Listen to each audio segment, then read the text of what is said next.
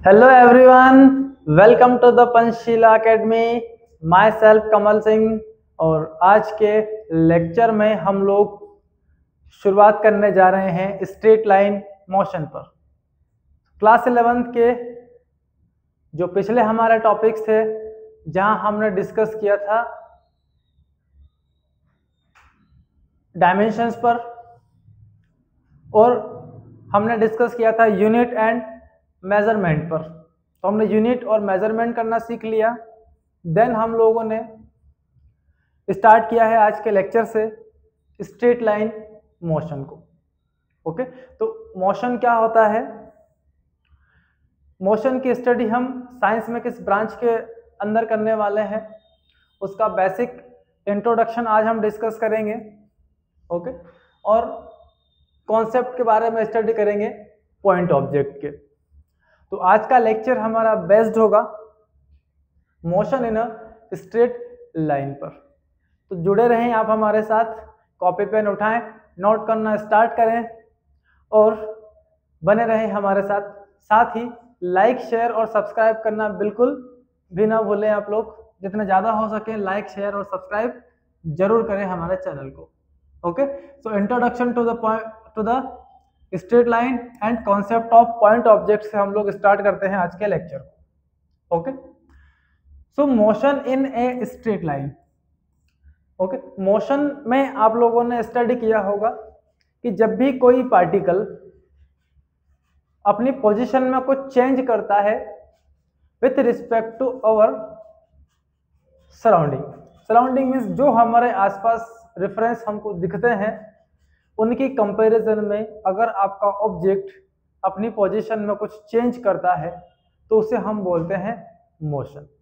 Okay, तो motion के बारे में हमको जो भी स्टडी करनी है, उसका स्पीड क्या होगा, एक्सेलरेशन क्या होगा, फोर्स क्या होगा, ये सारे जो कैलकुलेशंस हम लोग डिस्कस करने जा रहे हैं मोशन पर बेस्ड, उसके लिए हमने पूरा एक ब्रांच बना दिया फिजिक्स के अंदर जिसका नाम है मैकेनिक्स। ओके, तो जब भी हम पार्टिकल की मोशन के बारे में स्टडी करते हैं, उस ब्रांच को हम क्या बोला करते हैं? मैकेनिक्स। ओके बच्चों, so mechanics is that branch of physics in which we deal with the study of motion. किसके बारे में बात कर रहे हैं हम? मोशन के बारे में, of the objects, the forces and the causes. इस बॉडी पर मोशन के दौरान कितने फोर्सेस अप्लाई हो रहे हैं, क्यों अप्लाई हो रहे हैं, चेंज दैट मोशन, और कैसे फोर्स अप्लाई होने से मोशन में चेंजेस आ रहे हैं।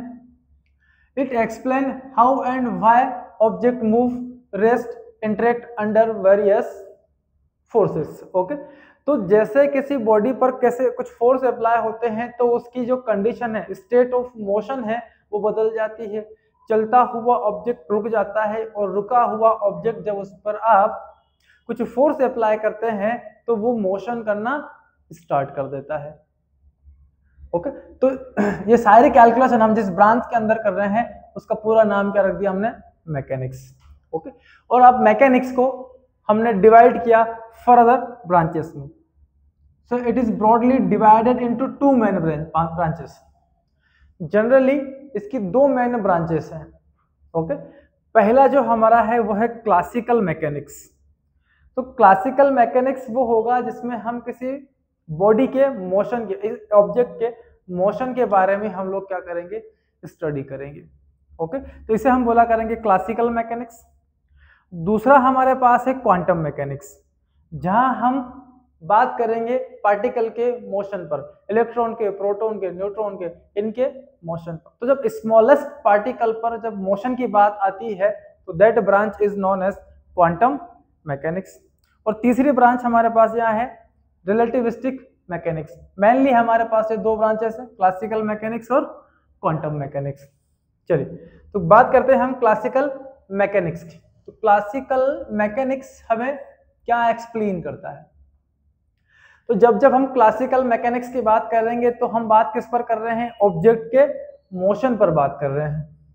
तो वहां हमारे काम आने वाले हैं this is based on Newton's law of motion. जो क्लासिकल मैकेनिक्स है हमारा, ये किस पर बेस्ड है? न्यूटन्स लॉज ऑफ मोशन पर।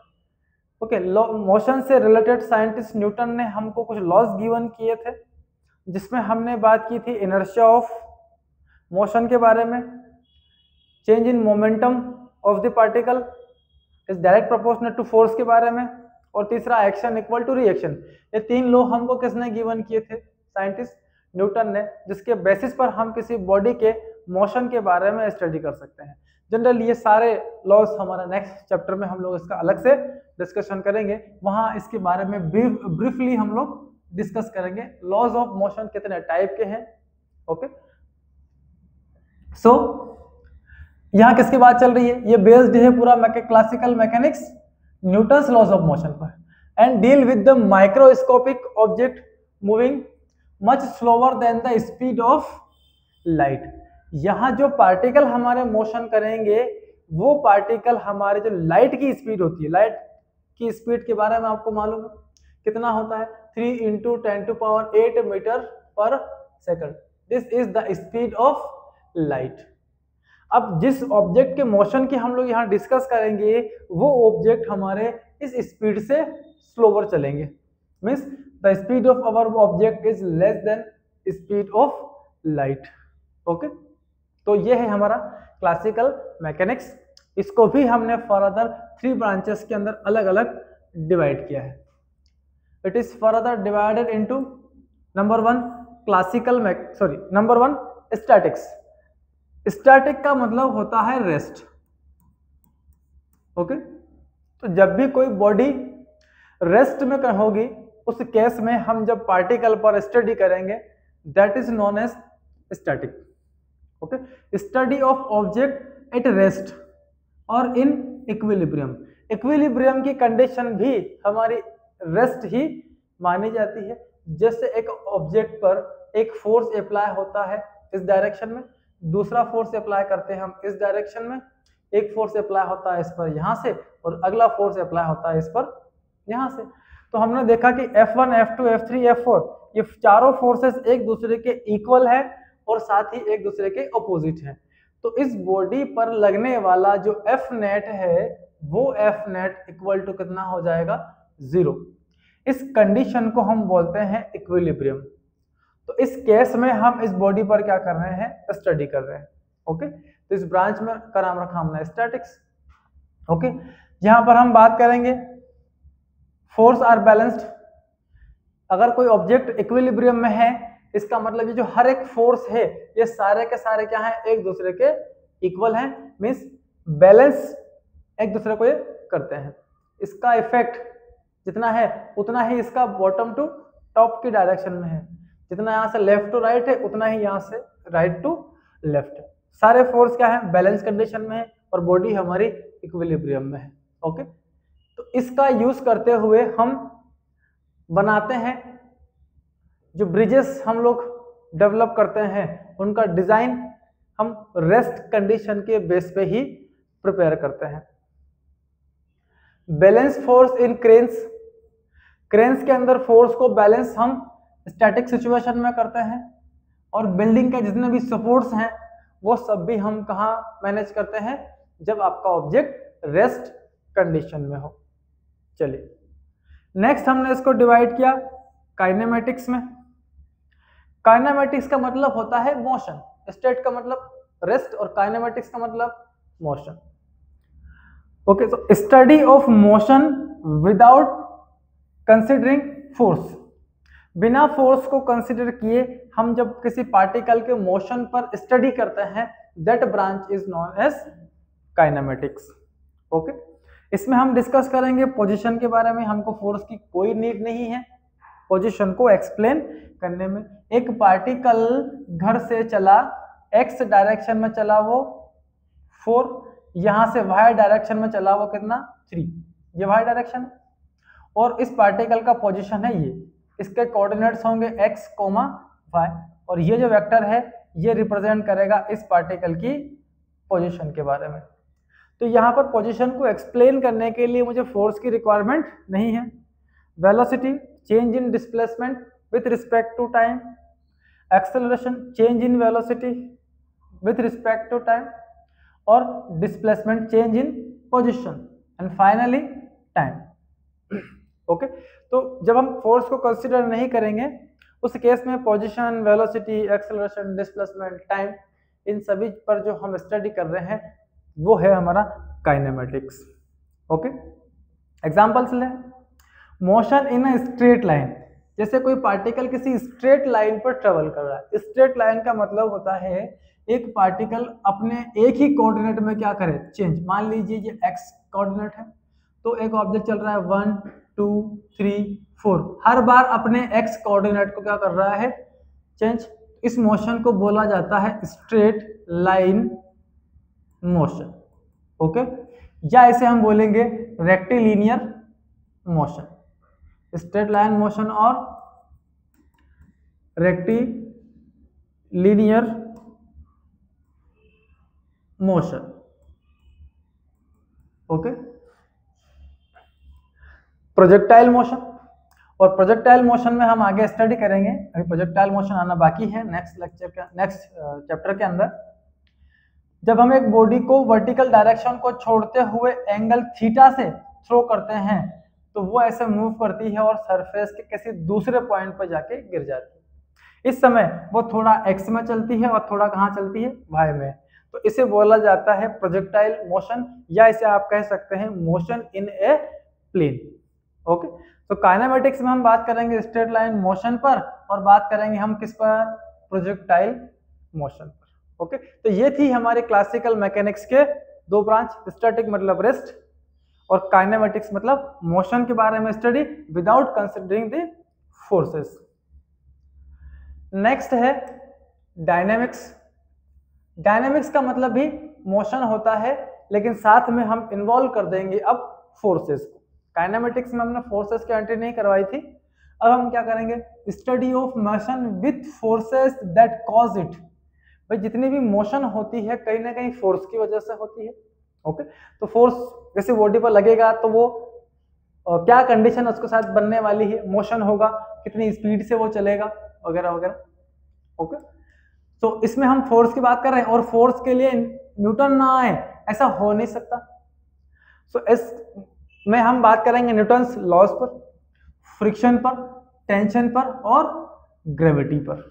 ये सारे हमारे पीछे चैप्टर्स आ रहे हैं, वहां हम इनके बारे में ब्रीफली डिस्कशन करेंगे. ओके एग्जांपल्स है डायनामिक्स के लिए. A car accelerate due to engine force. Engine क्या करता है, फोर्स लगाता है और कार को क्या करवाता है, एक्सेलरेट करवाता है. फ्री फॉल ऑब्जेक्ट, जब भी किसी बॉडी को आप फ्री फॉल करवाते हैं अंडर ग्रेविटी तो लगातार ग्रेविटी उसको अपनी तरफ अट्रैक्ट करती है और उसके ऊपर अप्लाई करती है gravitational acceleration. Means force apply कर रही. F इक्वल टू जितना बॉडी का मास है इनटू ग्रेविटी जो वर्टिकली डाउनवर्ड इस बॉडी पे वर्क कर रही है, F equal to mg. Okay तो ये थे क्लासिकल मैकेनिक्स के हमारे पास तीन टाइप. स्टैटिक्स जहां बॉडी रेस्ट होती है, काइनेमेटिक्स जहां बॉडी मोशन करती है पर फोर्स के बारे में हम डिस्कस नहीं कर रहे, और डायनेमिक्स जहां मोशन के बारे में विथ फोर्स हम लोग डिस्कस कर रहे हैं. और अब आते हैं हम सेकंड ब्रांच पर जहां हम बात कर रहे हैं क्वांटम मैकेनिक्स पर. अब क्वांटम मैकेनिक्स का मोस्ट ऑफ द पार्ट आपको क्लास 12th के अंदर मिलेगा. फिलहाल हमारे पास क्लास 11th में पूरा मैकेनिक्स है. ओके और मैकेनिक्स के अंदर क्लासिकल मैकेनिक्स है. जो क्वांटम मैकेनिक्स क्या होता है, deals with the microscopic particles. जहां हम बहुत ही माइक्रोस्कोपिक छोटे स्मॉलेस्ट पार्टिकल पर डिस्कस करना जाएंगे, जैसे कि आपने पढ़ा है इलेक्ट्रॉन के बारे में, फोटॉन्स के बारे में एंड एटम्स के बारे में. ये बहुत ही स्मॉलेस्ट पार्टिकल होता है. एटम की साइज तो 10 टू पावर -14, बहुत ज्यादा स्मॉलेस्ट साइज वाले ये पार्टिकल है.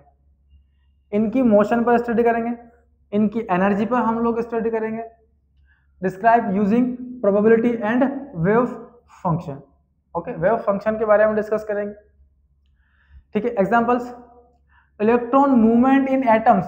इलेक्ट्रॉन का मूवमेंट एटम के अंदर कैसा होता है. अपने एटॉमिक स्ट्रक्चर के बारे में अगर थोड़ा बहुत नॉलेज हो आपको तो electrons are always revolving around the different orbits in around the atoms. Atoms के जो अलग अलग के एलिमेंट शेल्स होती है, उन ऑर्बिट में आपके पार्टिकल्स क्या करते हैं, मूव करते हैं।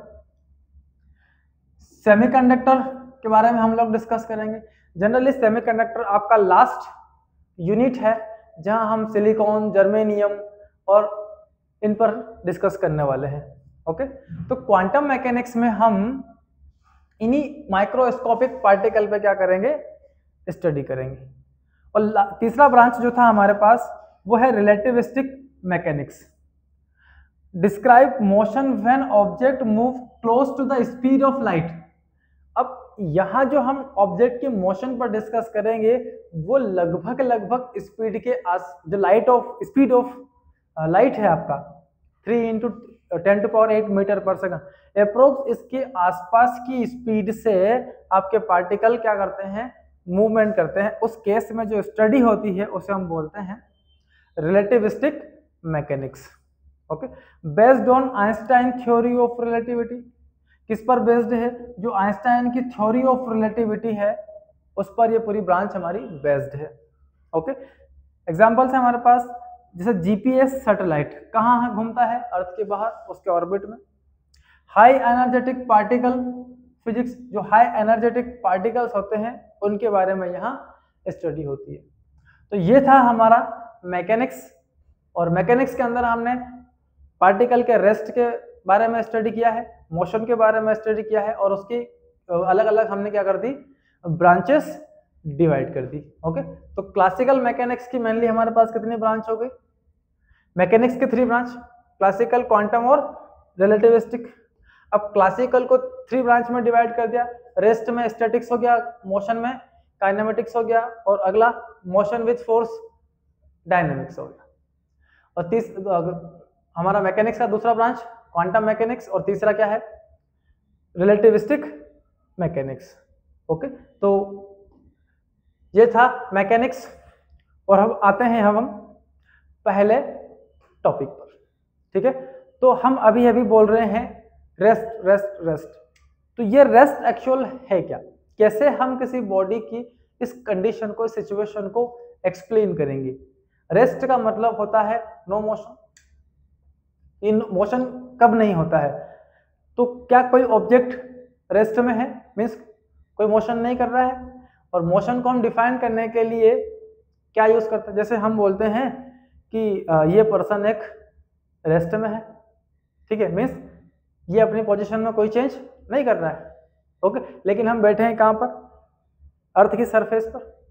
अब अर्थ के बाहर जाकर अगर कोई हमें देख रहा होगा तो अर्थ अपने एक्सिस पर क्या कर रही है, रिवॉल्यूशन, और साथ ही साथ वो सन के अराउंड भी क्या कर रही है, रिवॉल्यूशन कर रही है। तो हम रेस्ट में नहीं है, हम क्या कर रहे हैं, अर्थ के साथ मोशन में है। ओके, और अगर कोई हम बोल दें कि सन रेस्ट में है, और अगर कोई पर्सन इस गैलेक्सी के बाहर जाकर देखे कि गैलेक्सी भी चलते हुए कहीं मूव करते हुए जा रही है, तो इसका मतलब ये है कि हर कोई कहाँ है, इन स्टेट ऑफ मोशन है। हर एक पार्टिकल क्या कर रहा है, कहीं ना कहीं मोशन कर रहा है। तो हम किसी बॉडी को ये कैसे एक्सप्लेन करेंगे कि ये ऑब्जेक्ट रेस्ट में है या मोशन में है। तो हम क्या करते हैं, हमारे आसपास की चीज़ों का इस्तेमाल करते हैं। जैसे हमारे आसपास ये दीवार है, ये रूफ है। ओके, तो इनको हम बोलते हैं, इनकी हेल्प से हम एक्सप्लेन करते हैं कि ये ऑब्जेक्ट हमारा रेस्ट में है और ये ऑब्जेक्ट हमारा रेस्ट में नहीं है।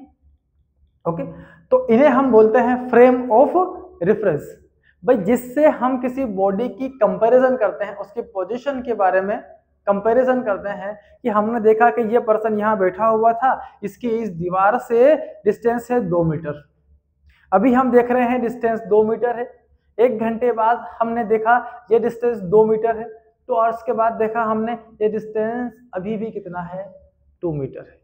इट मीन्स इस पर्सन ने इस दीवार के रिस्पेक्ट में अपनी पोजीशन में कोई भी चेंज नहीं किया।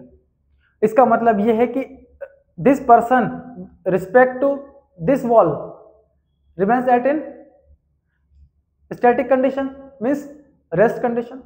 तो हमने क्या कर लिया, ये रेफरेंसेस यूज कर लिए। ओके, इनको नाम दे दिया हमने फ्रेम ऑफ रेफरेंस। इनसे हम क्या कर रहे हैं, कंपैरिजन किसी ऑब्जेक्ट की कि कौन सा ऑब्जेक्ट रेस्ट में होगा और कौन सा ऑब्जेक्ट हमारा मोशन में होगा। ओके, चलिए तो डिफाइन करते हैं हम रेस्ट को। So if an object is does not change, अगर कोई ऑब्जेक्ट अपनी पोजीशन में does not change its position with respect to its surrounding, जो उसके आसपास चीजें अवेलेबल है उनसे कंपैरिजन करके अगर वो अपनी पोजीशन में चेंज नहीं करता है, ओके, इन्हीं सराउंडिंग्स वाले सब्सटेंस को हम बोलते हैं फ्रेम ऑफ रेफरेंस। ओके, तो या तो फ्रेम ऑफ रेफरेंस बोले या सराउंडिंग्स बोले, इनके रिस्पेक्ट में अगर कोई पर्सन अपनी पोजीशन में कोई भी चेंज नहीं करता है तो सिचुएशन को हम क्या बोला करेंगे, the body is in state of rest. Okay, जैसे ट्रेन में दो पर्सन आमने सामने बैठे हैं। ओके, एक पर्सन दूसरे को देखता है तो उसे लगता है कि ये जो पर्सन यहाँ बैठा हुआ है ये रेस्ट में है। क्यों रेस्ट में है, क्योंकि वो जिस कंपार्टमेंट के अंदर बैठा हुआ है उस कंपार्टमेंट की दीवारों से, वहां रखी हुई चेयर से कंपैरिजन करता है कि ये पर्सन इन वॉल्स की कंपैरिजन में अपनी पोजीशन में कोई भी चेंज नहीं कर रहा है। इट मींस जो अंदर पर्सन बैठा हुआ है फर्स्ट पर्सन के लिए वो सेकंड पर्सन क्या हो गया, in state of rest. Okay, लेकिन जैसे ही ट्रेन के बाहर खड़ा व्यक्ति इन दोनों पर्सन को देखता है तो ट्रेन तो कहीं जा रही है, ठीक है। जो बाहर बैठा हुआ पर्सन है उसने ट्रेन को कंपेयर किया अपने आसपास के सराउंडिंग से, अपने आसपास के फ्रेम ऑफ रेफरेंस से, और बोला कि this train is in state of motion. Okay, समझ में आ रही बात। रेस्ट क्या होगा, तो रेस्ट को एक्सप्लेन करने के लिए हमने ले लिए आसपास के फ्रेम ऑफ रेफरेंस। इनके रिस्पेक्ट में पोजीशन में अगर कोई चेंज नहीं होगा तो इसका मतलब है वो ऑब्जेक्ट हमारा कहाँ होगा, रेस्ट में होगा। ओके, अब जो रेस्ट है हमारा ये रिलेटिव है। Rest is relative, depends on the observe reference frame. जो ऑब्जर्वर अपने आसपास के फ्रेम से ऑब्जर्व कर रहा है किसी ऑब्जेक्ट की मोशन के बारे में, तो हमारा जो रेस्ट है ये उसी से रिलेट होगा। तो rest is relative with frame of references. Okay, अब same object can be rest for one observer. किसी ऑब्जेक्ट के लिए एक पर्सन रेस्ट में हो सकता है but in motion for another, लेकिन जैसे ही कोई दूसरा पर्सन उसको देख रहा होता है तो उसके लिए वो मोशन में भी हो सकता है। अभी अभी हमने ट्रेन वाली बात की, अंदर बैठे हुए दोनों लोगों के लिए वो दोनों एक दूसरे के लिए रेस्ट में है, लेकिन बाहर से जो पर्सन उन्हें देख रहा है उसके लिए वो दोनों ही ऑब्जेक्ट क्या है, मोशन में है। तो दोनों सिचुएशन एक साथ हो सकती है।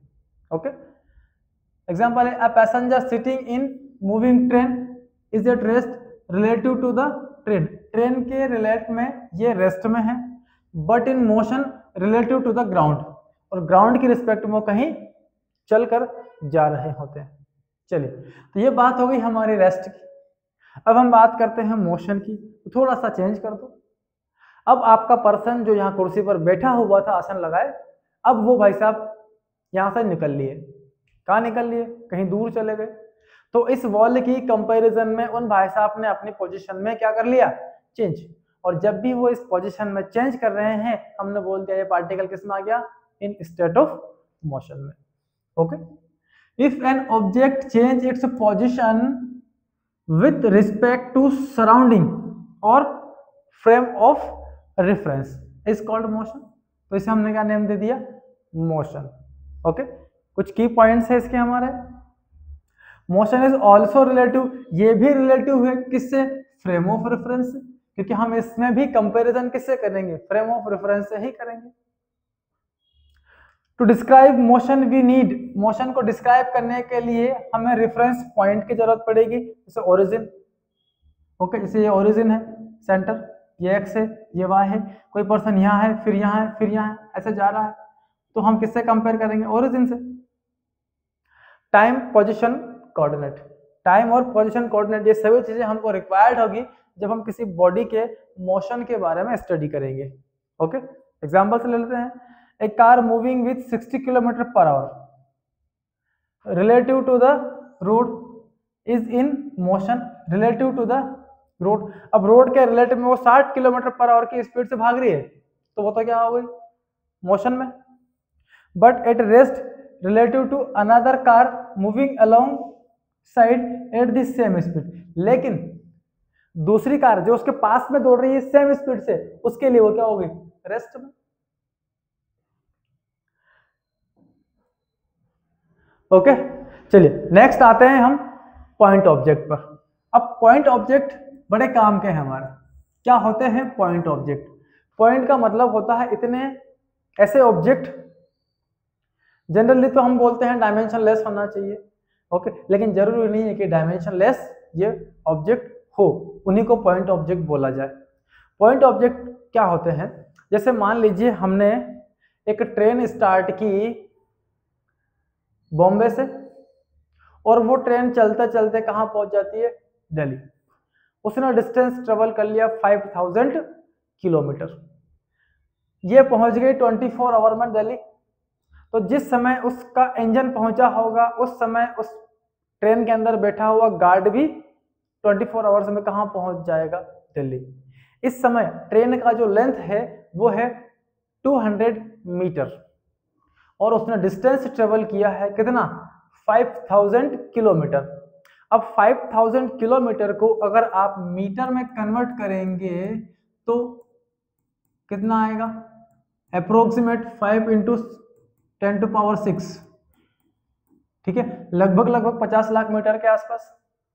ओके, तो इतने मीटर, और इसकी कंपैरिजन में साइज ऑफ ट्रेन कितना है, ओनली 200 मीटर। ओके, तो 50 लाख मीटर्स के आगे ये जो 200 मीटर है, ये इतनी स्मॉलेस्ट वैल्यू है कि हमने इसको पूरी तरीके से नेग्लेक्ट कर दिया। हमने क्या देखा, हमने देखा कि कोई पॉइंट कहाँ से स्टार्ट होता है हमारा, बॉम्बे से। वो पॉइंट चलता है रेलवे ट्रैक पे दौड़ते दौड़ते चुक चुक चुक चुक चुक चुक चुक चुक कहाँ पहुंच गया है, दिल्ली। और दिल्ली जाके उसने 5000 का डिस्टेंस कवर कर लिया। इसकी कंपैरिजन की हमने साइज ऑफ ट्रेन से, कौन सी, इस डिस्टेंस की जो उस ट्रेन ने ट्रेवल किया है। तो इसकी कंपैरिजन में ये बहुत ज्यादा कैसा है, छोटू सा है, छोटू सा नन्हा सा, इसलिए इसे हम नेग्लेक्ट कर देते हैं और हम बोलते हैं कि एक पॉइंट दिल्ली से, मुंबई से स्टार्ट हुआ और कहाँ पहुंच गया, दिल्ली। ये मुंबई है, यहाँ से ट्रेन चली हमारी, ये ट्रेन चली और पहुंच गई कहाँ पर, दिल्ली। तो हमारे लिए तो ये क्या हो गया, पॉइंट। लाइक अर्थ बहुत बड़ा है, ठीक है, किसका चक्कर लगा रहा है, सन का। अब सन का जब चक्कर लगाता है तो बहुत लार्ज डिस्टेंस ये ट्रेवल करता है अर्थ।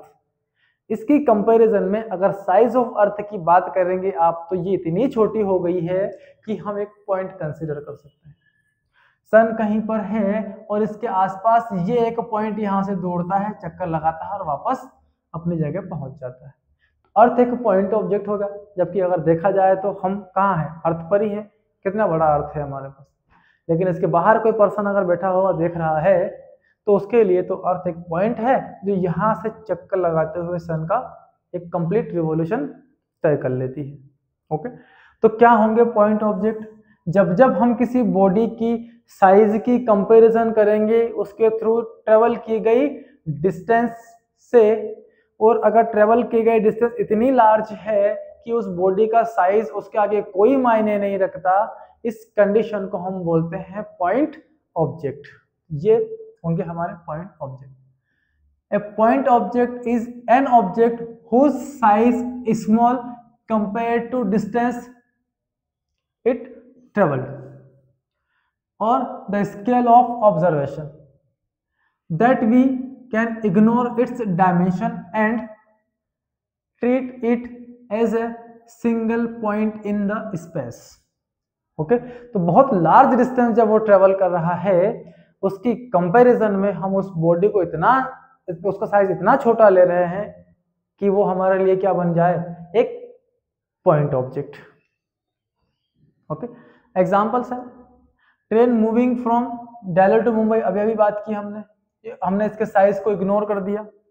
ए बस मूविंग अलोंग लॉन्ग हाईवे, एक लॉन्ग हाईवे पे क्या कर रही है, बस मूव कर रही है, तो बस हमारे लिए क्या होगी, सिर्फ और सिर्फ एक point. A thrown stone in the projectile motion, जब भी प्रोजेक्टाइल मोशन की बात करेंगे, एक पत्थर हमने यहां से ऐसे फेंक दिया, इसने इतनी लार्ज डिस्टेंस ट्रेवल की। मान लो क्रिकेट की बॉल है, बैट्समैन ने यहां से हिट किया और बॉल भागते हुए यहां गई और उसने मार दिया 100 मीटर का एक सिक्स। अब 100 मीटर की कंपैरिजन में कहां बॉल की साइज बेचारा 2.5 सेंटीमीटर, 1 सेंटीमीटर, 1 तो नहीं होता, 2 सेंटीमीटर 3 सेंटीमीटर के आसपास, तो 2 सेंटीमीटर की कंपैरिजन में साइज हो गया बॉल का कितना, केवल 2 सेंटीमीटर, और इस 2 सेंटीमीटर वाली बॉल ने 100 मीटर क्या कर ली, डिस्टेंस ट्रेवल की। तो 100 को अगर आप सेंटीमीटर में कन्वर्ट करेंगे तो हो जाएगा 10,000 सेंटीमीटर। तो कहाँ 10,000 सेंटीमीटर डिस्टेंस और कहाँ इन भाई साहब की साइज, ये हो गए पॉइंट ऑब्जेक्ट, यहां से दौड़े 10,000 सेंटीमीटर डिस्टेंस ट्रेवल करके बाउंड्री के बाहर, ये विराट कोहली जी ने क्या मार दिया, एक छक्का मार दिया। ओके, कोई बात नहीं। तो इस समय इस बॉल को हमने बोला ये हमारा एक सिर्फ और सिर्फ एक पॉइंट है, जो एक पॉइंट से स्टार्ट होकर जाता है दूसरे पॉइंट तक। चल इसी पर बेस्ड एक छोटा सा क्वेश्चन है हमारे सामने, in which of the following examples of motion can the body be considered approximately a point object. इनमें से कौन सा एग्जाम्पल आपको सुटेबल लगता है जिसमें हम ये बोल सकते हैं कि हमारा ऑब्जेक्ट एक पॉइंट ऑब्जेक्ट है। तो पहला हमारा सामने है, a railway carriage moving without jerk between two station. Okay, एक रेलवे कैरिज मूव करता है कहां पर, 2 स्टेशन के बीच। तो हमने देखा कि 2 स्टेशन के बीच जो डिस्टेंस है वो डिस्टेंस कितना है, काफी लार्ज होता है, 100 किलोमीटर, 200 किलोमीटर, 300 किलोमीटर, मान लो 100 किलोमीटर है। ट्रेन का साइज है 100 मीटर, तो 100 किलोमीटर की कंपैरिजन में ट्रेन का साइज क्या हो गया, वेरी स्मॉल। तो जो रेलवे कैरिज है उसको हम क्या बोल सकते हैं, this is a point object, जो एक लोकेशन से चलता है और चलते चलते कहां पहुंच जाएगा, दूसरे लोकेशन पर। ओके, चलिए अगला है, a cap on top of a man, किसी आदमी के सर पर रखी हुई एक टोपी, और वो क्या कर रहा है, man cycling smoothly on circular track, और वो पर्सन साइकिल लेके ऐसे सर्कुलर ट्रैक पे क्या कर रहा है, रोटेट। ये सर्कल है, किसने सिखाया ऐसा सर्कल तुम्हें, अच्छा वाला बनाते हैं, ये रहा सर्कल अपने पास। अब एक साइकिलिस्ट क्या कर रहा है, साइकिल चला रहा है, यहाँ पर ये भाई साहब साइकिल चला रहे हैं, झुक झुक झुक झुक, और साथ सर पे क्या लगा रखी है इनने, टोपी।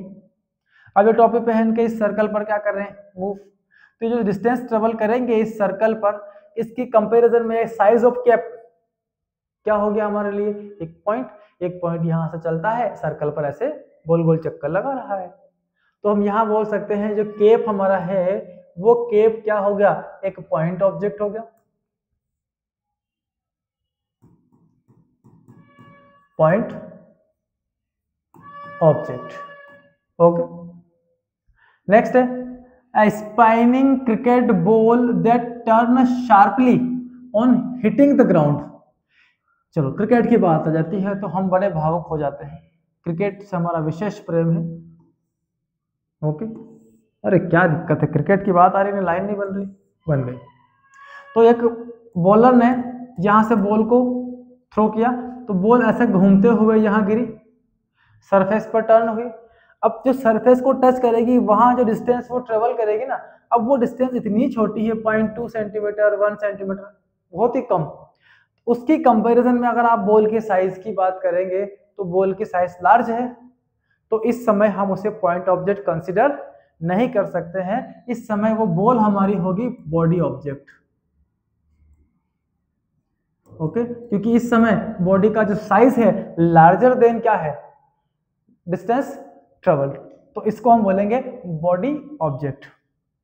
लास्ट है, a tumbling beaker that has slipped off edge of the table. ऐसा हमारा कहीं टेबल है और यहां पर एक टम्बलिंग बीकर हमारा रखा हुआ, ये एक टम्बलिंग बीकर है, बीकर मतलब एक ग्लास होता है छोटा सिंपल सा।